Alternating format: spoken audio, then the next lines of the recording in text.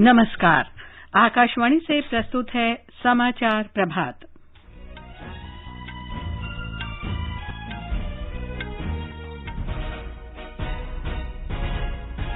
प्रधानमंत्री नरेंद्र मोदी कोविड-19 का मुकाबला करने में तैनात अग्रिम पंक्ति के कार्यकर्ताओं के लिए आज विशेष प्रशिक्षण कार्यक्रम का शुभारंभ करेंगे।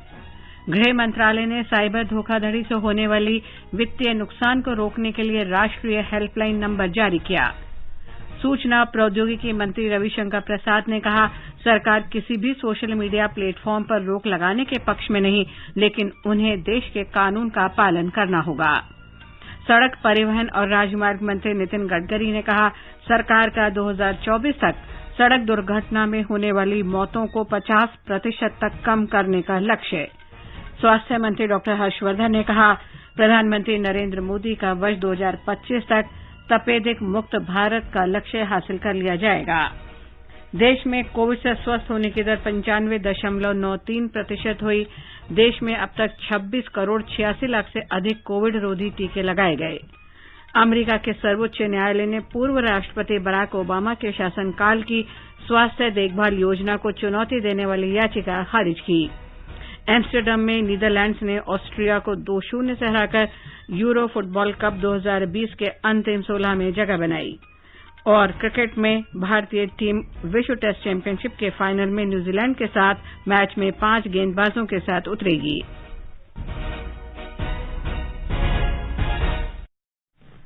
समाचार प्रभात में रवि कपूर के साथ मैं लवली निगम।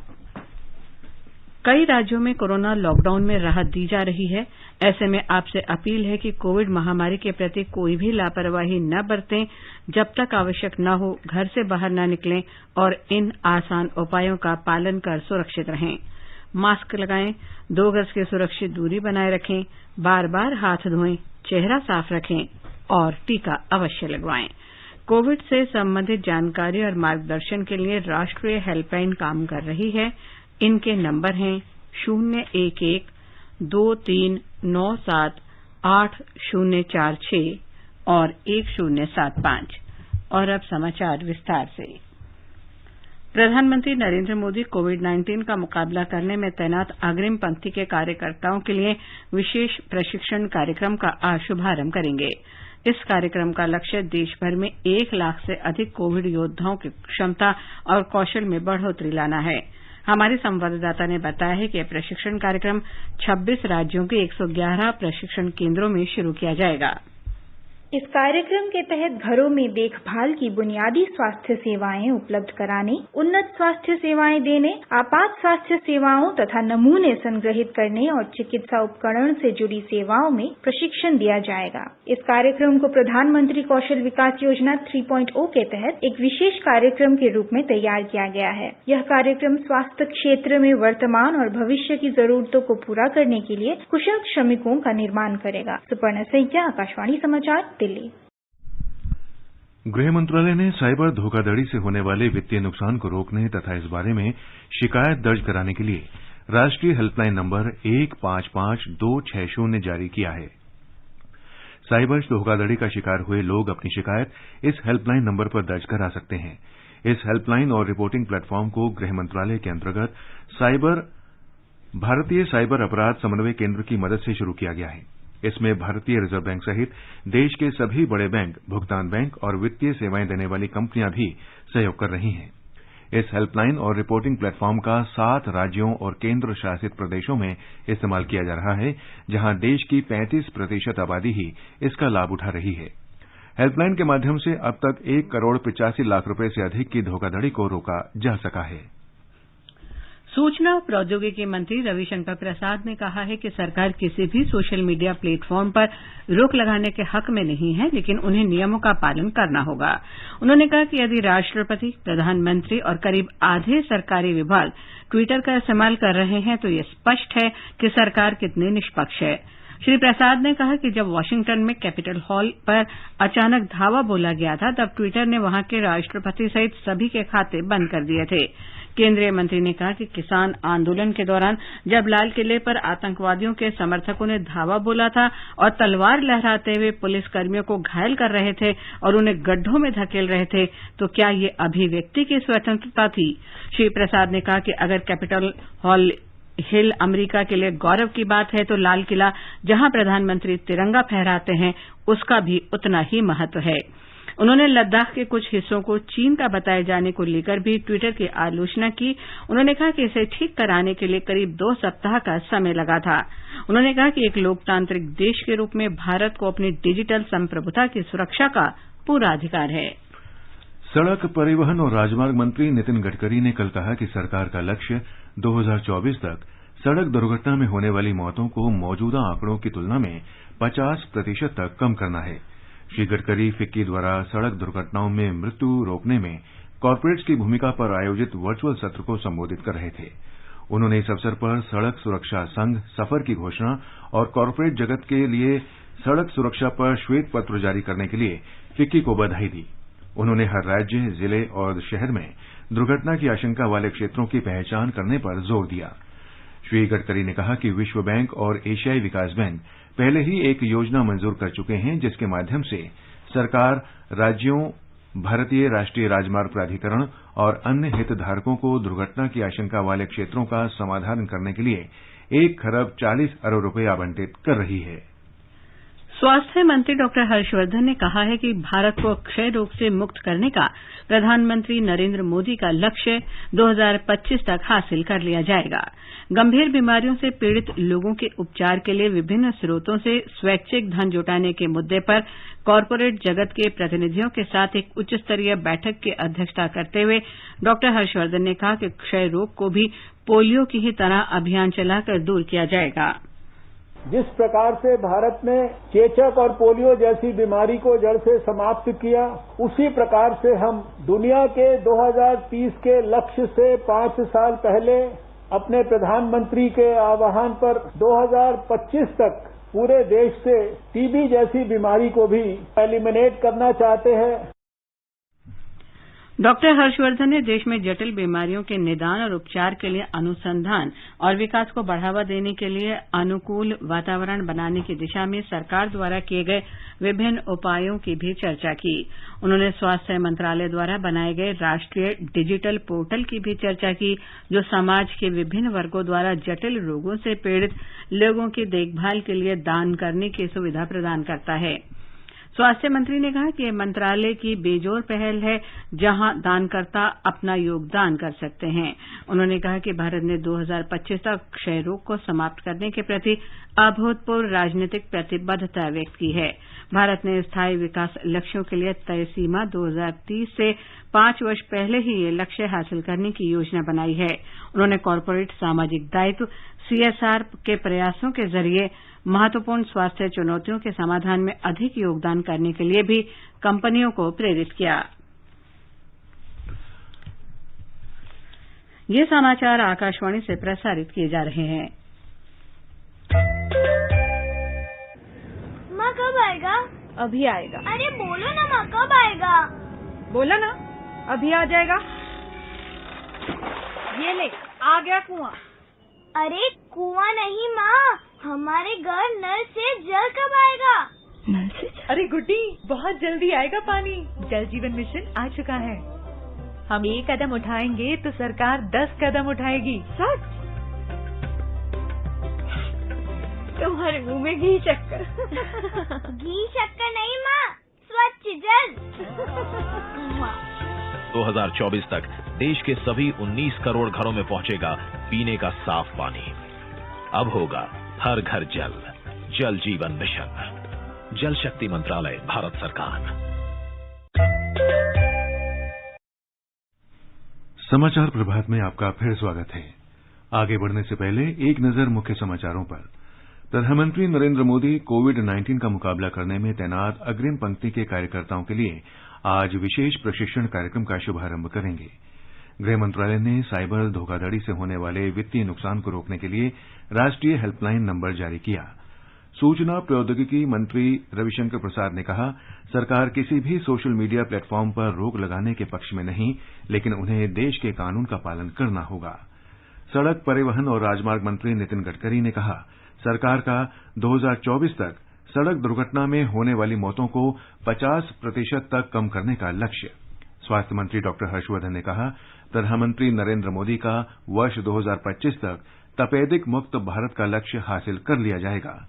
देश में कोविड से स्वस्थ होने की दर 95.93% हुई। देश में अब तक 26 करोड़ 86 लाख से अधिक कोविड रोधी टीके लगाए गए। अमेरिका के सर्वोच्च न्यायालय ने पूर्व राष्ट्रपति बराक ओबामा के शासनकाल की स्वास्थ्य देखभाल योजना को चुनौती देने वाली याचिका खारिज की। एम्स्टर्डम में नीदरलैंड्स ने ऑस्ट्रेलिया को 2-0 से हराकर यूरो फुटबॉल कप 2020 के अंतिम 16 में जगह बनाई और क्रिकेट में भारतीय टीम विश्व टेस्ट चैंपियनशिप के फाइनल में न्यूजीलैंड के साथ मैच में 5 गेंदबाजों के साथ उतरेगी। चलो मिलकर एक शुरुआत करें, चलो एक फैसला आज करें, मास्क नहीं तो टोकेंगे, कोरोना को रोकेंगे, चलो एक इरादा करते हैं, चलो खुद से वादा करते हैं, मास्क नहीं तो टोकेंगे, कोरोना को रोकेंगे। कोविड महामारी के दौरान लोगों की सुविधा के लिए बनाई गई राष्ट्रीय स्तर पर कई हेल्पलाइन काम कर रही हैं। सूचना प्रसारण मंत्रालय इस बारे में लोगों में जागरूकता बढ़ा रहा है। हेल्पलाइन नंबर इस प्रकार से हैं। कोविड संबंधी सवालों के जवाब देने के लिए स्वास्थ्य और परिवार कल्याण मंत्रालय की हेल्पलाइन है 1075। महिला और बाल विकास मंत्रालय की चाइल्ड हेल्पलाइन है 1098। वरिष्ठ नागरिकों के लिए सामाजिक न्याय और अधिकारिता मंत्रालय का हेल्पलाइन नंबर है 14567। मनोवैज्ञानिक सहायता के लिए राष्ट्रीय मानसिक स्वास्थ्य और तंत्रिका विज्ञान संस्थान निमहांस का नंबर है 080461100007। आयुष कोविड परामर्श हेल्पलाइन नंबर है 14443 और माई गव व्हाट्सएप हेल्प डेस्क नंबर है 9013151515। देश में कोरोना के मामलों में तेजी से कमी आ रही है। नए मरीजों की संख्या घटने के साथ ही संक्रमण से स्वस्थ होने की दर में लगातार सुधार हो रहा है। स्वास्थ्य और परिवार कल्याण मंत्रालय ने कहा है कि वर्तमान में कोविड संक्रमण की दर 2.78% बनी हुई है। इस समय 8,26,000 से अधिक सक्रिय मामले हैं, जो पिछले 71 दिन में सबसे कम संख्या है। लगातार 10वें दिन दैनिक संक्रमण की दर 5% से नीचे बनी हुई है। लगातार 35वें दिन नए मरीजों की तुलना में स्वस्थ होने वालों की संख्या अधिक बनी हुई है। स्वस्थ होने की दर 95.93% है। देश भर में कोविड टीकाकरण अभियान के 153वें दिन कल शाम तक विभिन्न श्रेणियों के लोगों को वैक्सीन की कुल 26 करोड़ 86 लाख से अधिक डोज दी जा चुकी थीं। 37 राज्यों और केंद्र शासित प्रदेशों में 4 करोड़ 93 लाख 56 हजार से अधिक व्यक्तियों को 18 से 44 वर्ष आयु समूह में वैक्सीन की पहली डोज दी जा चुकी है। टीकाकरण अभियान का तीसरा चरण शुरू होने के बाद से 10,58,514 लोगों को दूसरी डोज दी गई। बिहार, दिल्ली, गुजरात, हरियाणा, झारखंड, कर्नाटक, केरल, मध्य प्रदेश, महाराष्ट्र, राजस्थान, तमिलनाडु, तेलंगाना, ओडिशा, उत्तर प्रदेश और पश्चिम बंगाल में 18 से 44 वर्ष आयु समूह के 10 लाख व्यक्तियों को कोविड वैक्सीन की पहली डोज दी गई है। इस समूह के अभी तक कुल 29,64,596 वैक्सीन डोज दी जा चुकी हैं। इनमें से 25,81,000 लोगों को कोविड का पहला टीका और करीब 3,83,000 लोगों को दूसरा टीका लगाया गया है। मध्य प्रदेश में राज्य सरकार ने कोविड संक्रमण की तीसरी लहर से निपटने के लिए पूरी ताकत से तैयारी की है। समूचे राज्य में 21 जून से टीकाकरण के लिए विशेष जागरूकता अभियान चलाया जाएगा। ब्यौरा हमारी संवाददाता से। राज्य सरकार 21 जून से टीकाकरण के लिए व्यापक जन जागरूकता अभियान की शुरुआत कर रही है। पहले दिन इस अभियान को गति देने के लिए 7,000 टीकाकरण केंद्र बनाए जाएंगे। इस अभियान में राज्य मंत्रिमंडल के सदस्य, विधायक और सांसद मिलकर जनता को टीकाकरण के लिए प्रेरित करेंगे। साथ ही लोगों को यह भी बताया जाएगा कि टीकाकरण ही कोविड से बचाव है। मुख्यमंत्री शिवराज सिंह चौहान ने बताया कि राज्य सरकार के पास प्रतिदिन 5 लाख लोगों के टीकाकरण करने की क्षमता है और दिसंबर के अंत तक पूरे राज्य की लगभग 70% आबादी का टीकाकरण किया जाएगा। पूजा पी वर्धन, आकाशवाणी समाचार, भोपाल। उत्तर प्रदेश सरकार नवनिर्वाचित ग्राम प्रधानों का टीकाकरण करने के लिए एक विशेष अभियान शुरू करेगी। इसका उद्देश्य ग्रामीण क्षेत्रों के अधिक से अधिक लोगों को टीका लगवाने के लिए प्रेरित करना है। ब्यौरा हमारे संवाददाता से।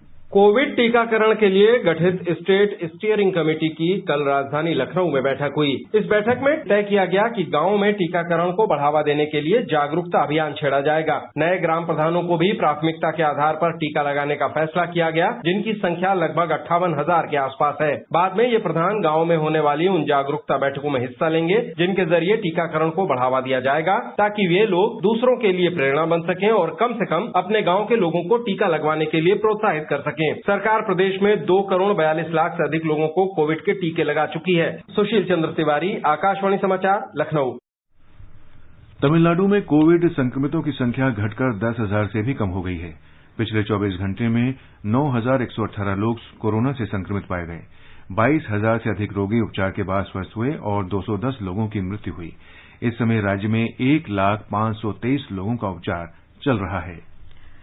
गुजरात के मुख्यमंत्री विजय रूपाणी ने कल अहमदाबाद में एसजीवीपी होलिस्टिक हॉस्पिटल को वर्चुअल माध्यम से 13,000 लीटर तरल ऑक्सीजन क्षमता का टैंक समर्पित किया।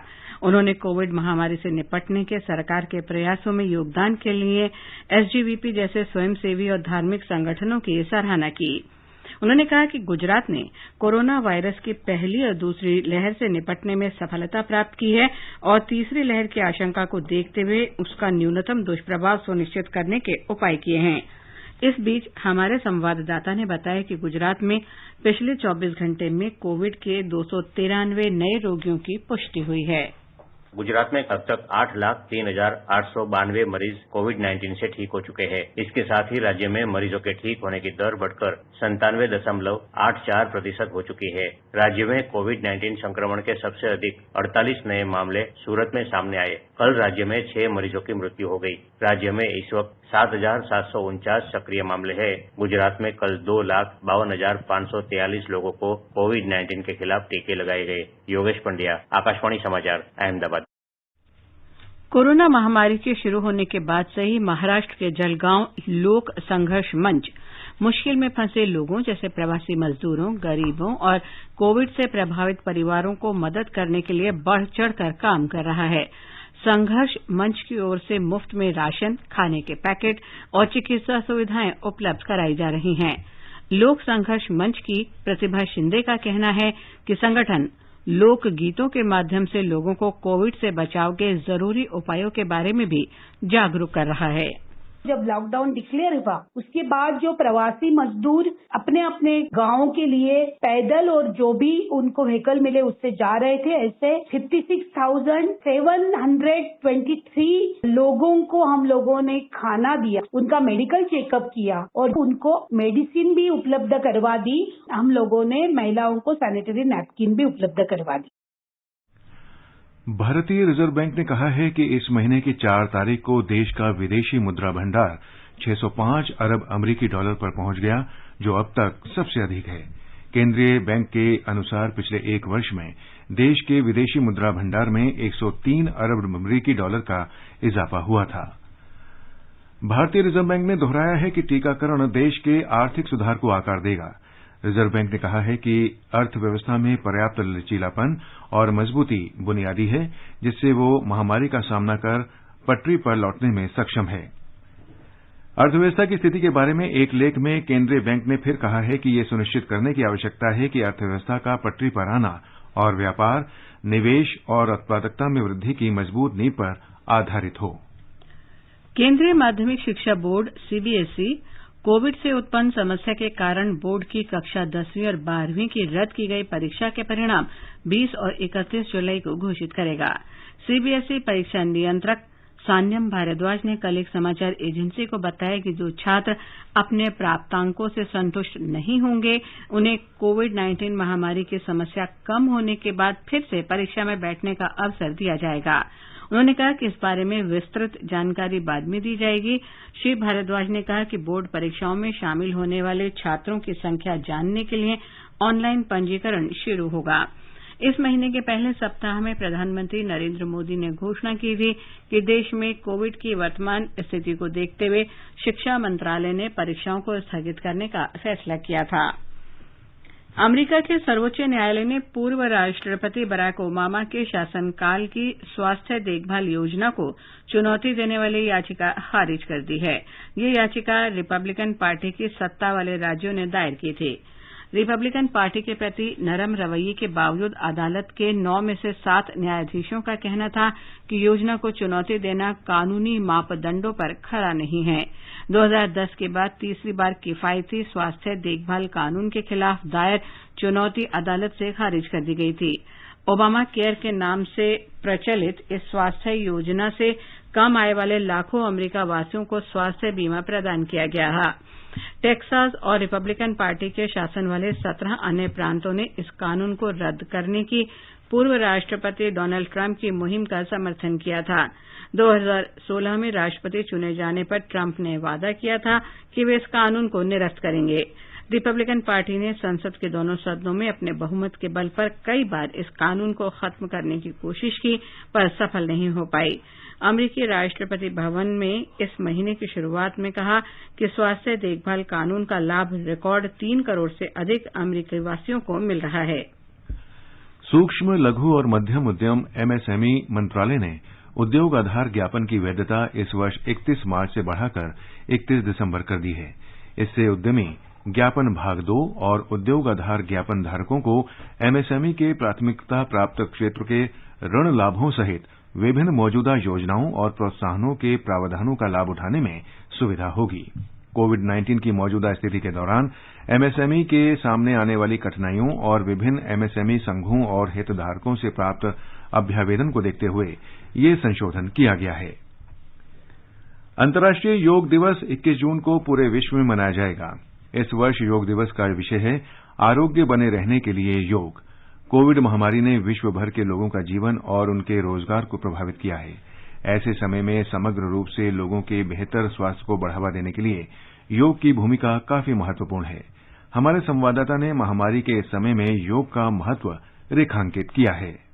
महामारी के इस दौर में स्वस्थ रहने के लिए लोग योग का सहारा ले रहे हैं। योगाभ्यास करने से सुरक्षित दूरी और तनाव जैसी स्थिति से निपटने में भी मदद मिलती है। कुछ योगासन शरीर की रोग प्रतिरोधक क्षमता को बढ़ाने और संतुलित करने में भी सहायक हैं। फेफड़ों को स्वस्थ रखने के लिए बहुत से लोगों ने श्वसन क्रियाएं करनी शुरू कर दी हैं। लोग अब ये मानने लगे हैं कि अच्छा स्वास्थ्य ही सबसे महत्वपूर्ण है। दुनिया भर के देशों ने योग से होने वाले संभावित फायदों को पहचाना है। सुपर्णा सैकिया की रिपोर्ट के साथ समाचार कक्ष से गौरव राघव। और अब एक नजर आज के मौसम पर। राष्ट्रीय राजधानी दिल्ली में बादल छाए रहेंगे और हल्की बारिश की संभावना है। न्यूनतम तापमान 27 डिग्री सेल्सियस दर्ज किया गया और अधिकतम तापमान 37 डिग्री सेल्सियस रह सकता है। मुंबई में भारी बारिश की संभावना है। न्यूनतम तापमान 26 डिग्री रहा, अधिकतम 30 डिग्री सेल्सियस के आसपास रहने का अनुमान है। चेन्नई में आंशिक रूप से बादल छाए रहेंगे। तापमान 29 डिग्री से 38 डिग्री सेल्सियस के बीच रहने के आसार हैं। कोलकाता में आमतौर पर बादल छाए रहेंगे और भारी बारिश हो सकती है। न्यूनतम तापमान 24 डिग्री और अधिकतम तापमान 26 डिग्री सेल्सियस रहने का अनुमान है। जम्मू में आंशिक रूप से बादल छाए रहेंगे। न्यूनतम तापमान 24 डिग्री सेल्सियस रिकॉर्ड किया गया और अधिकतम 36 डिग्री सेल्सियस के आसपास रह सकता है। गिलगित में भी आंशिक रूप से बादल छाए रहेंगे। तापमान 16 से 32 डिग्री सेल्सियस के बीच रहेगा। मुजफ्फराबाद में आसमान साफ रहेगा, लेकिन दोपहर या शाम को बादल घिर सकते हैं। न्यूनतम तापमान 18 और अधिकतम तापमान 34 डिग्री सेल्सियस के आसपास रहेगा। और गुवाहाटी में हल्की बारिश की संभावना है। न्यूनतम तापमान 25 डिग्री सेल्सियस दर्ज किया गया, जबकि अधिकतम 32 डिग्री सेल्सियस के आसपास रहेगा। भारत और न्यूजीलैंड के बीच विश्व टेस्ट चैंपियनशिप WTC का फाइनल आज साउथम्पटन में खेला जाएगा। ये मैच भारतीय समय के अनुसार दिन में 3 बजे से शुरू होगा। इस बीच भारतीय टीम के 11 खिलाड़ियों की घोषणा कर दी गई है। भारत 5 गेंदबाजों के साथ मैदान पर उतरेगा। टीम में 3 तेज गेंदबाज जसप्रीत बुमराह, मोहम्मद शमी और ईशांत शर्मा को शामिल किया गया है। इसके अलावा 2 स्पिनर आर अश्विन और रविंद्र जडेजा भी मैदान पर उतरेंगे। हालांकि न्यूजीलैंड ने अभी तक प्लेइंग 11 की घोषणा नहीं की है। कप्तान केन विलियमसन ने कहा है कि उनके सभी खिलाड़ी फिट हैं और खेलने के लिए तैयार हैं। कोपा अमेरिका 2021 फुटबॉल टूर्नामेंट के दूसरे मैच में ब्राजील ने पेरू को 4-0 से हराकर लगातार दूसरी जीत हासिल की। ब्राजील ने पेरू को आसानी से मात दी और खेल के हर विभाग में अपना दबदबा बनाए रखा। ब्राजील के एलेक्सांद्रो ने पहले हाफ में पहला गोल किया, दूसरे हाफ में नेमार ने स्कोर को 2-0 कर दिया। इसके बाद एवर्टन रिबेरो ने तीसरा गोल किया और खेल के अंतिम समय में रिचर्डसन ने टीम के लिए चौथा गोल दागा। टोक्यो ओलंपिक खेलों में अब 36 दिन शेष हैं। आकाशवाणी से जारी श्रृंखला में आज हम बात करेंगे 69 किलोग्राम भार वर्ग के शीर्ष भारतीय मुक्केबाज विकास कृष्णन की। बॉक्सिंग मेरे फादर की एक चॉइस थी कि वो चाहते थे कि मैं स्ट्रांग बनूं, इसलिए उन्होंने मुझे बॉक्सिंग में डाला था 2001-2002 में। और जब मैं सोचने के लायक हुआ तो जब ये मेरा ड्रीम हो चुका था ताकि मैं कंट्री को रिप्रेजेंट करूं। सुबह शाम मेरे दिमाग में सिर्फ एक यही लाइन है, मुझे ओलंपिक जीतना है। विकास का जन्म हरियाणा के हिसार में 10 फरवरी 1992 को हुआ था। वो भारत के शीर्ष मुक्केबाज हैं और उन्हें एक दशक से ज्यादा खेलने का अनुभव है। वर्ष 2010 में अपने करियर की शुरुआत में विकास उस समय चर्चा में आए थे जब उन्होंने जूनियर विश्व चैंपियनशिप में स्वर्ण और यूथ ओलंपिक में कांस्य पदक जीता था। इससे पहले उन्होंने एशियन गेम्स में स्वर्ण पदक पर कब्जा किया था। वर्ष 2011 में विकास ने सीनियर वर्ल्ड चैंपियनशिप में कांस्य पदक हासिल किया और पहली बार 2012 के लंदन ओलंपिक में भारत का प्रतिनिधित्व किया। ये समाचार हमारी वेबसाइट newsonair.com/hindi पर भी उपलब्ध हैं। और अभी अब बताएं आज के समाचार पत्रों में क्या विशेष है। लवलीन, केंद्रीय माध्यमिक शिक्षा बोर्ड के 12वीं कक्षा के रिजल्ट तैयार करने के फार्मूले को सभी अखबारों ने प्रमुखता से लिया है। हिन्दुस्तान कहता है 10वीं के परिणाम 20 जुलाई को और 12वीं के 31 जुलाई तक घोषित कर दिए जाएंगे। राजस्थान पत्रिका की सुर्खी है 12वीं के फार्मूले पर सुप्रीम मोहर, 3 साल के औसत पर तैयार होगी मार्कशीट। हरिभूमि के अनुसार 10वीं में जिन 3 विषयों में सबसे अधिक मार्क्स, उसी के आधार पर बनेगा रिजल्ट।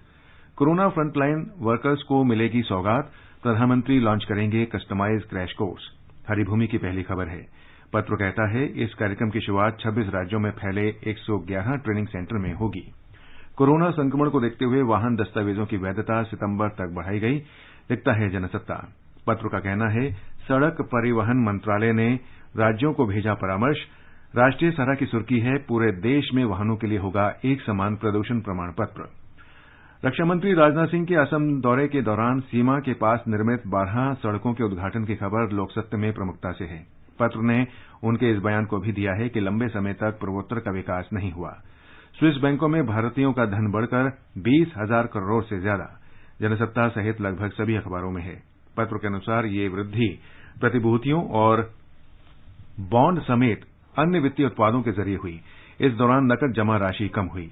भारतीय कारोबारी मुकेश अंबानी के घर अंटिलिया के निकट विस्फोटक से लदी स्कॉर्पियो गाड़ी और मनसुख हिरेन हत्या मामले में एनकाउंटर स्पेशलिस्ट के रूप में चर्चित मुंबई के पूर्व पुलिस अधिकारी प्रदीप शर्मा की गिरफ्तारी को दैनिक जागरण सहित सभी अखबारों ने दिया है।